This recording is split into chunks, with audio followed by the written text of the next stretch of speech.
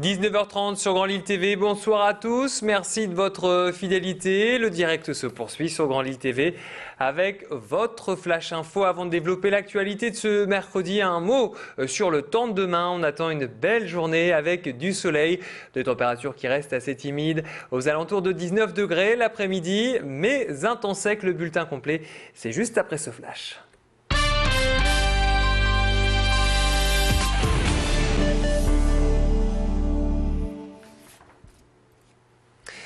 À la une, la colère gronde toujours dans l'éducation nationale. Mardi prochain, les syndicats du public et fait très rare du privé appellent à une grande grève. Au cœur de leur grogne, toujours les conditions de cette rentrée 2011 avec la suppression de 16 000 postes.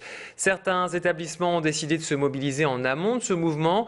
Depuis la rentrée, des directeurs d'écoles maternelles et élémentaires ont engagé une grève administrative. C'est le cas à l'école Van Overschelde de Sequedin. Le principe, ne plus communiquer au rectorat les données concernant les effectifs ou les statistiques. Une action engagée dès la rentrée pour contester la suppression de certains postes d'enseignants et le non-renouvellement de contrats aidés. Je vous propose d'écouter le directeur de cet établissement au micro de Pierre Beauvillain. C'est vrai que cette disparition des administratifs vient s'ajouter à des suppressions de postes massives depuis quelques années, à une diminution des moyens, ne serait-ce que pour l'enseignement des langues vivantes dans les classes, etc. Des conditions d'enseignement qui touchent directement les élèves. Donc voilà, cette suppression des administratifs vient s'ajouter au reste.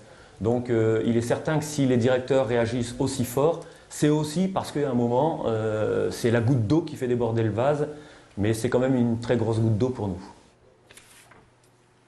En ce mercredi, c'était l'occasion de prendre le métro ou le tramway avec la journée des transports publics.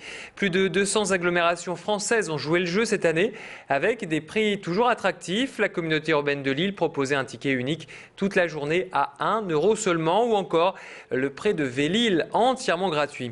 Le but, bien sûr, c'est de séduire les usagers et de les encourager à abandonner leur voiture au bénéfice des transports en commun.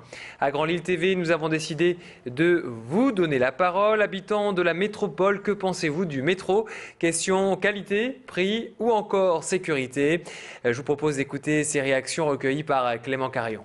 Il y a de plus en plus aussi de personnes en orange ou en vert qu'on voit. Donc c'est important aussi, je pense. On se sent un peu plus en sécurité au niveau aussi des gendarmes et de la police.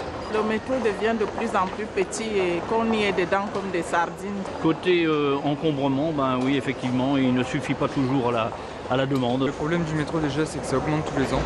Donc ça commence à faire vraiment cher pour ceux qui n'ont pas les moyens, c'est pas évident. Pas de panne, pas de retard, donc pour moi c'est une grande satisfaction et tout me convient. Et une bonne raison d'abandonner votre voiture au moins pour les 15 prochains jours, ce sont ces travaux sur l'autoroute A22. Des perturbations sont observées depuis lundi. Début de ce chantier, vous le voyez, les agents de l'ADIR procèdent à l'élagage et l'abattage de peupliers le long des voies entre Mouveau et Neuville-en-Ferrain. Différentes sections sont concernées chaque jour dans le sens de Tourcoing-Gand. 400 mètres de voies sont donc fermées à la circulation.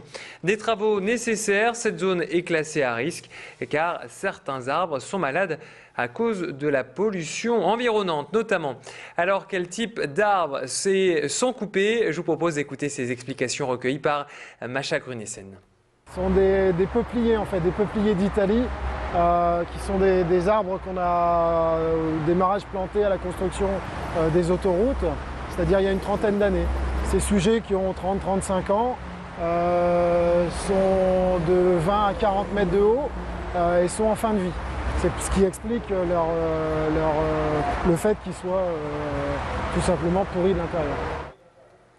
Ces derniers mois, on vous a beaucoup parlé des problèmes des agriculteurs liés à la météo. Si certains souffrent, d'autres se portent bien, très bien même, car la récolte de betteraves à sucre s'annonce exceptionnelle. On le sait, notre région est une terre à betteraves avec 55 000 hectares cultivés. La récolte a débuté le 10 septembre dernier pour notamment Hervé Brabant. Cet exploitant de Tressin a fait appel à Eric, embauché comme saisonnier, pour ses 110 jours de travail. Je vous propose d'ailleurs d'écouter Eric au micro d'Élodie Bernachon. Il nous explique comment se passe cette récolte de betteraves à sucre. En fin de compte, on a les racines qui sont en terre et au-dessus le feuillage. Donc Ce qu'on a besoin, c'est les racines, donc il faut enlever les feuilles. Donc en premier, on a les feuilleuses qui enlèvent les feuilles, ensuite on a les scalpeurs qui enlèvent juste le collet de la betterave, et après des socs qui sortent la betterave de la terre. La propreté s'apprend dès le plus jeune âge. La preuve avec cette belle action organisée par les jeunes du conseil municipal d'enfants lillois. Ils ont mené une opération square propre dans le quartier d'Oisem. Bouteilles, canettes, papier ou emballage, tout a été passé au crible. Cette opération est également l'occasion de sensibiliser les habitants du quartier à la nécessité de ramasser les déchets et de les trier. Visiblement, le message est bien passé chez ces éco-ambassadeurs convaincus. On les écoute au micro de notre reporter Bertrand Tang. Je fais ce projet parce que si on ne le faisait pas, la nature, elle serait moche. Enfin, il y aurait plein de papier partout et tout. Et donc, c'est mieux qu'on ramasse les papiers pour que ça soit propre. Parce que la pollution, elle est... Comment dire? Elle est pas bien. Et puis, il faudrait aussi un projet pour ramasser les crottes de chiens. Il ne faudrait pas jeter de papier et que ce serait bien que tout le monde... tout le monde reste propre et ne jette pas de papier par terre parce que c'est sale. Allez, on se quitte sur ces belles paroles. On se retrouve pour la météo. Excellente soirée sur Grand Lille TV. Bon appétit à tous.